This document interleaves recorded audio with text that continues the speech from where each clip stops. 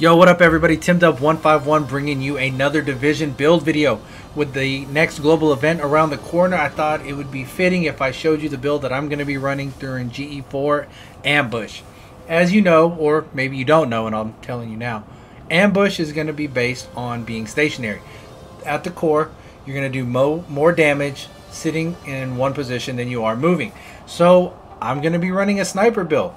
Since I'm not a fan of Deadeye, I'm going to be using my Sentry build, so I thought I'd share it with you so you can see how I'm going to do the most damage that I possibly can to the NPC that are going to be in the global event. So here we go. Here's the build so far. I'm running an Urban MDR and an M700. Both have Brutal and prepared for their talents, and then I have Distracted as the talent here, which is the talent that comes with the exotic, and then Elevated on the sniper rifle, just because I love Elevated as a talent on the weapons because I'm usually trying to snipe from above. I've got a 6-piece Sentry build. Everything is rolled for firearms. All the major stats are firearms. And then all the other stats are just based on what are needed for the build for me. So the chest piece has enemy armor damage, health, and ammo capacity. I feel like this is a god rolled piece and I'm going to run it as much as I can, especially during this global event. I want my enemy armor damage high as possible, and I want to be hitting pretty hard. I've also got the gas mask that is rolled for enemy armor damage and 12% damage to elites. I'm trying to max out my damage to elites as much as possible. Knee pads, enemy armor damage, 16% damage to elite. Those are the most important things to me at this moment for this build, so because this build is strictly PvE, strictly incursions, incursions that are heroic or challenging missions. The holster, roll for critical hit chance, and I know I could put health on it, but I'd rather have a healer run with me, which I usually do at all times, so I don't need to worry about my own heals. So critical hit chance to give me that extra damage boost. My gloves are rolled for assault rifle damage and enemy armor damage and critical hit damage. I know you're saying, well, why not do critical hit chance? Because critical hit chance is based on a percentage. I may get it, I may not get it, whereas enemy armor damage, as long as the NPC have armor, I'm cutting through it quickly. My backpack is being rolled for critical hit damage and ammo capacity. Again, not health for the same reason. I want to hit as hard as I possibly can, and that's why I went with that. All of the mods that I'm running on this build are firearm mods that are rolled for 4% damage to elite. So I'm getting an additional 16% damage to elites, because no, 20%, because we have 5 mods.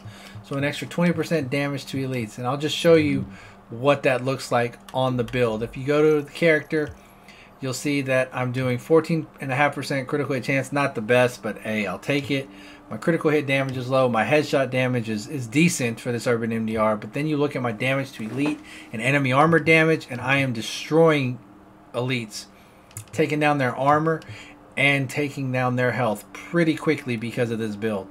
And you'll see in the footage that I put at the end of the video of me actually shooting NPC, you'll see that with my sniper rifle, World Tier 5, elite enemies, I'm dropping in one shot with my sniper rifle.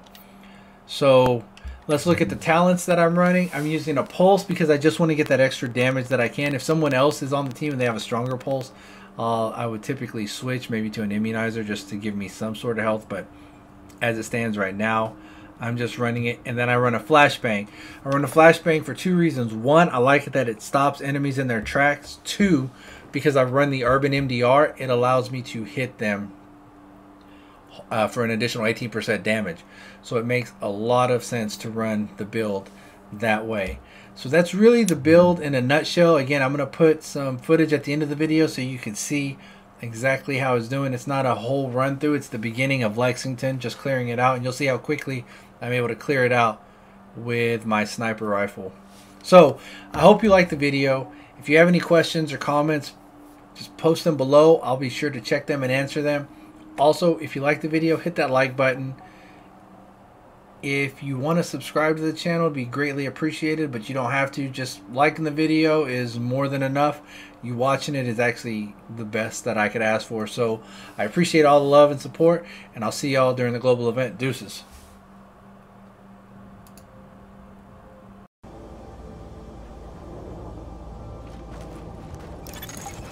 about taking the Rikers out at the knees. There's no one who can replace Lorraine Barrett. She's the one who organized the escape to Manhattan. They're holding 3 of my people there.